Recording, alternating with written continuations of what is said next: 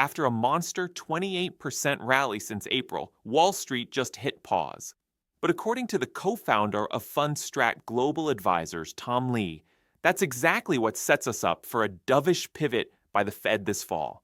Stay tuned to find out why a Fed flip could send markets soaring again.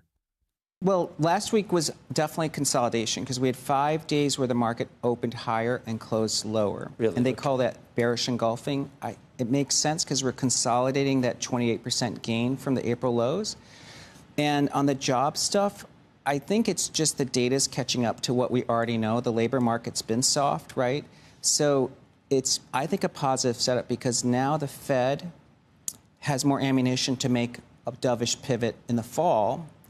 And it's not too late because we know the thing that they're going to stimulate is the housing market. And you had a couple guests earlier talking about that. And so that is what strengthens the economy in 2026. So I think it's quite a positive setup. We're just consolidating and then we make a bigger move higher. Here, Lee's talking about that classic bearish engulfing pattern, but it's actually just a healthy breather. Then he drills into the Fed's dual mandate, price stability and full employment. With participation rates slipping and unemployment effectively nearing higher than 4.2%. The Fed's juggling jobs risk versus inflation risk. Next up, tariffs. Turns out the goods component hasn't spiked inflation like feared. Lee even points out that if the Fed measured inflation the way the ECB does, excluding housing, we're under 2%. That's interesting. So, by the end of the year, or what target are you using now, and what time frame? I think we're going to rally pretty strongly in August. So I think we can get back to 65 or get to 65, 6,600 all-time highs in the next couple weeks. And then 7,000 in the next 12 months, above that? Yeah, probably well above that. Well above that. Yeah. Okay, that's bold, even for Tom Lee. But if a dovish Fed is coming, Wall Street and Bitcoin bulls will run. So what's the takeaway? Consolidation now doesn't mean the bull market is over. It could be the calm before a fresh rally. If Lee's right, we'll see rates cut, housing bounce back, and crypto prices keep climbing. In the same interview, Tom Lee disclosed that Bitmain just reached nearly $3 billion in Ethereum assets in its treasury. Why is a mining hardware giant hoarding Ethereum? Let's unpack it. On CNBC, Tom Lee of Fundstrat sits down with Bitmain's new chairman to break down the move. Bitmain isn't just mining Bitcoin, they're building an Ethereum war chest. Bitmine, we mentioned that at the top, is going to be, in your view, the micro strategy or strategy of Ethereum or Ether. Yes, that's right. Just a month ago, I was on the show to announce I was becoming chairman.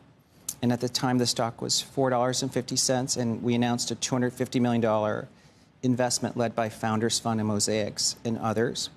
But today, we announced that we reached almost $3 billion worth of ETH. And the largest ETH holder, then. Yeah, the largest ETH treasury in the world, and the third largest crypto treasury in the world.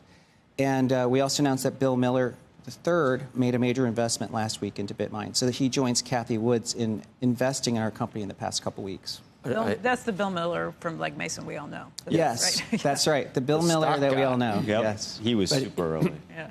On crypto, too. No, that's what I was going. I was saying super. He was like, right? What was he getting in Bitcoin at? 2012, 13? Yeah, he has some of the lowest cost Bitcoin out there. Circle. Why stockpile Ethereum? First, it diversifies revenue beyond mining fees. Second, it positions Bitmain at the center of Ethereum's growth. Think staking, DeFi, NFTs. They're hedging on the future of crypto applications. Markets jumped on the news. Ethereum price spiked on the announcement. If more miners or hardware players follow suit, we could see renewed institutional interest in holding crypto, not just mining it. Bottom line, Bitmain's Ethereum hoard is a statement. They believe Ethereum's ecosystem will drive the next leg of crypto growth. Keep an eye on staking yields and institutional flows. They'll likely follow the big players.